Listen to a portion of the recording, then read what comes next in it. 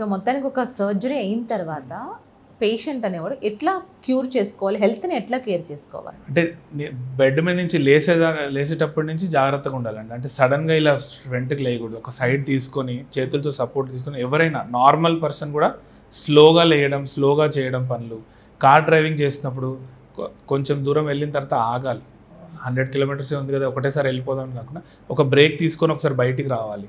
కంటిన్యూస్గా కూర్చోవడం వల్ల ఇంట్రాడిస్కల్ ప్రెషర్ పెరిగిపోయి ఆ డిస్క్ డ్రై అయిపోతుంది. డిస్క్ డ్రై అయిపోయిన తర్వాత మెల్లగా అది పగలడం స్టార్ట్ అవుతుంది. దానిలోంచి ఈ డిస్క్ మెటీరియల్ బయటకు వచ్చేస్తుంది.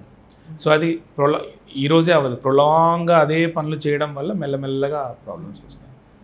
తర్వాత రెగ్యులర్గా ఎక్సర్సైజ్ చేయడం, బాడీ మజిల్ టోన్ మెయింటైన్ చేయాలంటే ఎక్సర్సైజ్ చేస్తుంటే మనం చేసిన సర్జరీ ఏరియాలో జరిగిన కొంచెం మైనర్ డ్యామేజ్ కూడా కవర్ అయిపోతుంది. ఫుడ్ కూడా కొంతమంది ఎప్పుడు పడితే వితౌట్ టైమ్లెస్ ఫుడ్ తీసుకుంటూ ఉంటారు.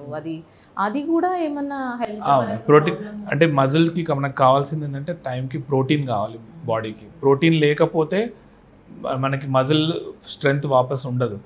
ఏజ్ కొద్దీ మజిల్స్ వీక్ అవుతుంటాయి. అంటే మనిషి లావుగా కనపడచ్చు, లోపల మజిల్స్ సార్కోపీనియా అంటారు, మజిల్స్ లాస్ అయిపోతుంటుంది. సో మనం డైలీ ప్రోటీన్ ఇంటేక్ ఎక్కువ ఉండాలి. మిగతా ఫుడ్ అంతా నార్మల్ తింటూ ఉంటారు, ప్రోటీన్ మిస్ అవుతుంటుంది.